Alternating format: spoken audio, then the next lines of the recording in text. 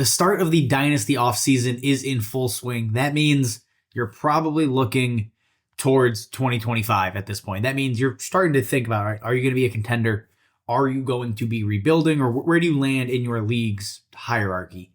Well, if you are in the rebuilding stage, let's look at some Dynasty rebuilding trade targets. To start, let's go to a rookie wide receiver heading into year 2 in 2025, and that's going to be Jalen McMillan. He's, I think, a trendy pick right now, but what we saw to close out the year was encouraging, and the price hasn't ballooned to a point where it's unreasonable to go and try to acquire him. Right now, currently ranked as the wide receiver 36 over on Keep Trade Cut. And that is a huge jump from a guy that was in the wide receiver 50-ish range for most of the year.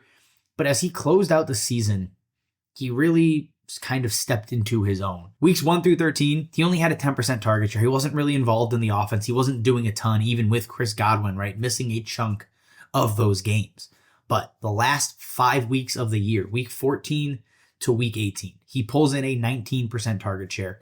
And on top of it, averaged over 19 points per game. Now, that might be the Jahan Dotson, Anthony Miller type touchdown production that isn't really repeatable, but the target share is what I care about. Like, that 19% is encouraging for a player that over the year has just gotten better and better and better. And that's exciting to see. Now, and again, it wasn't just the touchdown production that elevated his points per game, right? The first 13, 14 weeks of the season, he had 0 games over 50 yards. From week 14 on, he finishes the year with 5 straight of those games. That is encouraging. And on top of all of this, right, with him improving as a receiver and showing he's capable of, being a meaningful part in a good offense, the situation might improve even further. Chris Godwin might be gone in free agency. He is not a guarantee to come back to this Bucs team. If he does, then Jalen McMillan loses a little bit of his luster. But if you are willing to take the risk and make the bet that Chris Godwin is going somewhere else in 2025, then I think Jalen McMillan makes a lot of sense as a rebuilder, for at least for trade targets, because he could gain a ton of value if he survives free agency. What does it cost to go get Jalen McMillan? Well, depending where you're looking, you can trade or pivot off of guys like, say, a Joe Mixon. And that may feel gross, at face value, but think about it. Joe Mixon is an aging running back that is not going to really be helpful for a rebuilding team, or at least he shouldn't be. And if that's the case, go get a young wide receiver that at least looks to be gaining value. The other pivot is, if you want to stick at the wide receiver spot, maybe going off of like a Tyreek Hill to go get Jalen McMillan and a second, or Jalen McMillan and a couple of picks back is also interesting. There's a few routes you can go and a lot of veteran players that are probably going to be better than him next year, but not necessarily long-term that you could pivot off of. Sticking at the wide receiver position, let's go to a year 2 wide receiver heading into year 3 next season. That's Cedric Tillman.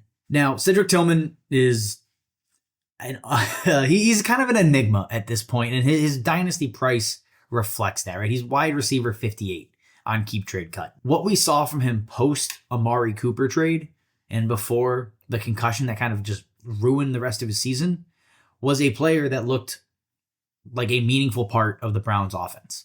Pre-Amari Cooper trade, he pulls in a 3% target share. The stats don't matter because he was irrelevant and he was a ghost. Following the Amari Cooper trade in the 4 games, he actually started and finished the game. He had a 21% target share. He averaged 15.6 points per game. Opportunity was not available to him because of Amari Cooper. He was clearly blocked. As soon as that opened up and vacated, he was able to actually, again, like I said, become a meaningful part of this offense. He was able to produce for fantasy, and maybe that's the Jameis Winston bump that every single wide receiver seems to get. But Cedric Tillman's only 24 years old. He's virtually free, and this situation is going to continue to kind of be in flux that makes things, difficult to gauge for a lot of people in Dynasty. I like to jump at those types of situations because that's where you can find value. And if you just want to look out, outside of the lens of Cedric Tillman, outside of what he did as a receiver, this team is going to have a massive situational change over the next 2 seasons. Deshaun Watson probably never playing again for the Cleveland Browns, and that's a good thing. Deshaun Watson was washed up, back-to-back Achilles tears. That's probably going to end it for him. That means a new quarterback's coming in. Shedeur Sanders, Cam Ward, both viable options here, right? Maybe they go a journeyman route. Maybe they decide to pry Geno Smith away. Maybe they sign Sam Darnold. There's going to be changes here. And Cedric Tillman could benefit because they have so many things they need to address that the likelihood of them just rolling with Jerry Jeudy and Cedric Tillman is very high, especially when you have David Njoku as well. And when you're talking about, who is he valued around? What do you have to give up to go get the wide receiver 58 in value? Right now, Keep Trade Cut says, Jalen Wright, Audric Estime, so handcuff running backs. Maybe you want to get Calvin Ridley off of your roster and go get Cedric Tillman and picks. I'm fine with that. I think it's maybe a bit of a sell low on Ridley, but these are the things to kind of balance out now with a very low level, kind of high upside flyer in Cedric Tillman. Going back to rookie wide receivers heading into year 2, let's talk about Jalen Coker. Now, look, wide receiver 54, and if you're on Twitter, that feels shockingly low. His fan base, lovingly dubbed the Cokeheads, had a really good run out from when Jalen Coker was actually active and on the field. He was clearly a good player to some extent. He is an NFL caliber wide receiver. So much so, right? Xavier Legette, who they took in the first round, played the full season or 16 games, only had 10 more yards than Jalen Coker, who only played 11 games. Jalen Coker is a good player, right? If you want to look at even yards per route run, which is not my favorite metric to lean on because situation, I think, skews it heavily. 2.97. That is the second best among all rookie wide receivers this year, right? Malik Neighbors, Brian Thomas, Marvin Harrison Jr., Rome Odunze, huge names in this class. He is up there with the best of them. The trick here with him is, how do you view this situation? Are you buying into the Bryce Young year 2 leap? Personally, I am. I think Bryce Young is back on track to be a good NFL quarterback. Great is probably lofty right now, but you saw him after he got benched and won that starting job back. Bryce Young looks to be a stable quarterback for fantasy purposes, let alone NFL purposes. Adam Thielen, on the other hand, who I think many would consider their best wide receiver, might be a cap casualty this offseason as they look to continue to make space and build out the rest of this team. But on the flip side, I would not be shocked if they go out and add a high-profile wide receiver. They're going to be in on T. Higgins. They're going to be in on, Emeka Egbuka, Ted McMillan, like all of the players you expect to see as high-level additions. They're all going to be linked to the Panthers in some degree. That is what I think is probably keeping Jalen Coker's value down. So if you are of the belief that he could be the wide receiver 2 in this offense long-term, then it's a good bet. I think he has that upside, that ability. It's just going to be maybe a little dependent on situation because there will be competition added here. It's just a matter of how good is that player and how many do they add. So all of that factored in, what's the price? What's the get in to go and get and take a flyer on Jalen Coker? Well, it's very, very similar to Cedric Tillman, right? They're not ranked that far apart on Keep Trade Cut in terms of value. One trade I did see that was interesting is trading Jonnu Smith for Jalen Coker, right? Jonnu Smith is probably not going to be the most repeatable breakout that we saw this year. So if you want to pivot off of him to a young wide receiver, maybe get a pick depending on the format of the league, that's something I'm interested in. I've also seen people throw out, pivoting off of Mike Evans or Devontae Adams for Jalen Coker and a first. Maybe not for Devontae Adams and Mike Evans. That's a possibility. There are a lot of options you have. All of those old wide receivers, flipping any of them for Jalen Coker plus is something I'm interested in, depending on what your rebuild looks like and how far out you expect to contend. Now, sticking at the wide receiver spot, this might not even be a true rebuild trade target, but Chris Olave is a player that just really had a bad run this year, and there's no way around it. His value from being a fringe wide receiver 1 is now down to wide receiver 23. The reason I'm still interested in Chris Olave is when you're buying as a rebuild team, that doesn't mean you need to have just the youngest players possible that have never proven anything. That's not the only guys that can be rebuild trade targets. The other option is trading for players that have shown upside, that have proven it in the NFL and are coming off a bad year.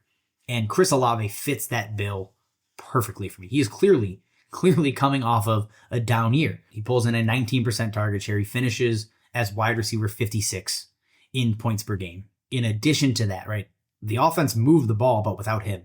They moved it with Rashid Shaheed. He was the big play guy. He was the exciting wide receiver. He had the rapport with Derek Carr before he got hurt. And now we have to look back and say, well, is Rashid Shaheed the guy moving forward? That's a question people will have. And that's probably a reason Chris Olave has fallen in Dynasty ranks in addition to the actual production. But when we actually dig in and don't just take it at face value, he had a better season than expected. If we just look at the games, he did not leave early and actually finished. He pulls in a 24% target share. That's more in line with what we've expected to see from Chris Olave. That is significantly better than that 19%. That paints a very, very nasty picture. In addition to that, 12.4 points per game. That's wide receiver 36 on the year. Is that in line with standard Chris Olave production? No, but it's much better than wide receiver 56, where it just made him seem like he was a true afterthought this year. I'm going to make the bet on Chris Olave, and we want to trade for him. He's, again, more expensive than anybody else we've talked about so far. Mike Evans, Terry McLaurin, Cortland Sutton. 3 names that outproduced him, that are older, that you might have to attach a pick to go and get Chris Olave. I don't want to pivot off of like elite wide receivers to go get Chris Olave, because I think that can be a risky bet. But pivoting off of these aging wide receivers that are still producing, those are bets I'm willing to make for him. And before we get off of wide receivers, there's 3 names I just quickly want to touch on that I talked about in my early 2025 breakout video. George Pickens, Josh Downs, Rome Odunze. All players that are, in their own right, expensive to some degree, but guys I have broken down and I believe take a big step forward next year. So check out our 2025 early breakout video released just a couple weeks ago and catch all the breakdowns for those 3 guys. Let's get away from the wide receivers. Let's look at some quarterbacks. The first one is J.J. McCarthy. Now, J.J. McCarthy currently valued around QB 20 on Keep Trade Cut. And this is interesting because right now he is the cheapest, round 1 QB from last year, and understandably so, right? He has not played. The other quarterbacks all played well in their own right and increased their fantasy value. J.J. McCarthy has questions, and there is now a risk around him that people did not expect coming into this season. That risk is Sam Darnold actually playing well for the first time in his career. That is now the big question sitting out there is, what the hell happens with Sam Darnold, and how does that affect J.J. McCarthy down the line? If you were in on J.J. McCarthy during the draft cycle last year, you're going to love J.J. McCarthy at QB 20 prices, because I view this, there's 3 scenarios here, right? Sam Darnold walks. If that happens, okay, J.J. McCarthy's now the starting quarterback, or will be the starting quarterback when he's healthy, for the Vikings with Kevin O'Connell, Justin Jefferson, Jordan Addison, TJ Hawkinson, whatever running back they decide to bring in. Maybe it's Aaron Jones again. That is a great, great place to be. That is what I want. I want J.J. McCarthy as the starter with this coaching staff and roster. That is a good thing. Option number 2, they re-sign Sam Darnold. They do not, and whether that's the franchise tag or a multi-year deal, they re-sign Sam Darnold. That means J.J. McCarthy is either behind schedule or not going to get his shot right away with Minnesota. And, maybe they keep him there and just let him learn. That's worst case scenario, because you're not getting the value out of J.J. McCarthy. That is a possibility. I don't think that's the most likely option. I could even see a tag and then, letting somebody else sign him and releasing him. That's fine as well. Releasing him from the tag, that is. There's options there. They could also sign Sam Darnold long-term, give him a big contract, and then shop J.J. McCarthy. That's interesting, but that, again, introduces more risk to this situation, because where does J.J. McCarthy go? He leaves a great coaching staff, a great wide receiver group, and then has to basically figure out from there, what does he end up looking like as a pro? And I think that all factors in, obviously, to this QB 20 price. And if that's the case, and I'm rebuilding, I'm going to roll the dice on a first-round quarterback valued outside of the top 20, or at the end of the top 20. Because you can trade guys like a Chase Brown. A running back you don't need as a rebuilder is the best asset to move, because running backs have short careers. I don't want to hold. I'd rather just take the risk and invest at the quarterback position. In addition to that, you could even pivot off of, say, Derrick Henry to a team that's really trying to compete next year. Derrick Henry's a great piece. If they have other quarterbacks and McCarthy's not going to contribute, maybe they're willing to make that deal. Or even a guy like Matt Stafford. If McCarthy is not going to play next year, which, again, the options we laid out, that is a possibility, Stafford is more valuable to a contending roster. You may have to attach a pick, but that's worth it to get younger at quarterback and have the upside sitting on your bench.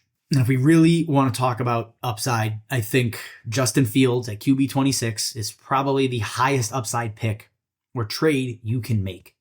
Because look, he is the perfect low risk, high reward guy that can pull a team out of a rebuild really, really fast. And the thing is, Fields doesn't even have to be a good NFL quarterback for this to come true. Because look, I don't think Justin Fields at this point in his career is a great NFL quarterback or a good NFL quarterback, but he is an elite fantasy option. That is what we're talking about here. He's hitting free agency. It is a weak quarterback class. There are going to be teams that need a guy that can, see if they can, fix him. This year's Baker, this year's Sam Darnold, Geno, we've seen it the last couple of years, guys kind of resurrect their careers. That could be Justin Fields. But you're looking at the Raiders, the Giants, the Jets, Indy, right? If they just say, screw it, we're done with Anthony Richardson. Seattle, if they move on from Geno, which I think would be dumb. The Steelers, but they're probably keeping Russ, I would assume. There's plenty of places he can go and find value in fantasy. And when you add in that he is just, a walking QB1 because of the rushing upside, that becomes a lot more fun as a rebuilding roster. Even if you don't expect to win next year and Justin Fields earns a job and is the starter, that is an immediate bump in value because to a contender, Justin Fields on a 1-year deal is a lot more interesting than a rebuilder with him just sitting on his bench accruing points. You're just trying to buy. It's really a buy low, sell high. It's the classic thing we've talked about in fantasy forever. Justin Fields is the perfect opportunity. And because of the cost, if he doesn't do anything, you're not really out much. I mean, maybe you're out. I've seen him traded for Keenan Allen. I've seen him traded for Aaron Jones. So I think Justin Fields is better than a second-round pick because the upside is infinitely higher and a little bit more tangible than just a dart throw, mid to late second from a contender. These are the things to think about when you're looking to assess the quarterback position. Our last quarterback is someone who I think most people still undervalue week in and week out, and it's Brock Purdy. Say what you will about Brock Purdy in the playoffs. Say what you will about Brock Purdy just, as a quarterback in general. But at 25 years old, he has done nothing but produce for fantasy. And even in what many would consider a down year, he improved in fantasy, and at least in terms of his finish this season. Right? He's currently valued at the QB 15. Okay, I get it. That makes sense. He finished as the QB 9 in points per game this year. He was the QB 14 in points per game in 2023. I think this year is interesting. While the production itself was very similar, the quarterback position as a whole was a lot more chaotic, and Brock Purdy was just kind of steady in this. And he may never, I don't think he's going to get that, top 5 ceiling.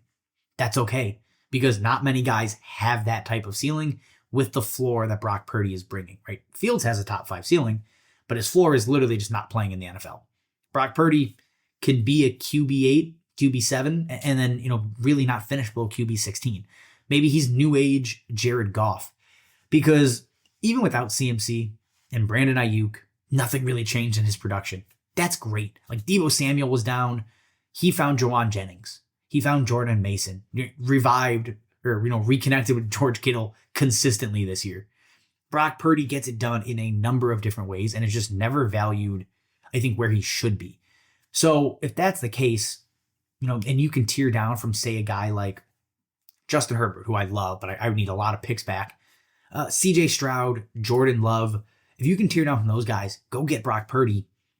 I'm fine with that. Do that and get a first or some additional picks back. As a rebuilder, you're not going to lose out on much. I think Herbert is clearly better for fantasy than Stroud and Love are long term. So that one is maybe a little bit dicey. But if you're adding a bunch of picks back and you have a team devoid of talent, Brock Purdy is a good quarterback, can be a QB1 in this league, at least for fantasy. And then from there, hopefully hit on your other picks. That's a way to pull yourself out of a rebuild without completely jeopardizing the quarterback position. And to close it out quickly, 3 tight ends that I think are worth buying. Year 2 tight ends are usually a good bet to break out. If they don't, these 3 guys aren't going to break the bank. Ben Sinnott, Theo Johnson, Jatavian Sanders. If you don't have these elite tight ends like a Kittle, a Bowers, a McBride, etc., if you don't have them, you need to chase these young tight ends that have athletic backgrounds, high production in college, and just hope one of them hit. These are really throw-ins to a deal. Like, I'm not actively seeking out Theo Johnson. I'm not actively seeking out Jatavian Sanders or Ben Sinnott. But if they are on a team where I'm making a deal, I'm asking for these guys to get thrown in because I want to take the bet at finding the next Trey McBride, that second round tight end that just doesn't do anything as a rookie and then really, forces his hand or forces their team's hand to play them. That could be any of these three, but you should not be overvaluing how hard it is still to find elite tight ends, especially after they don't produce whatsoever.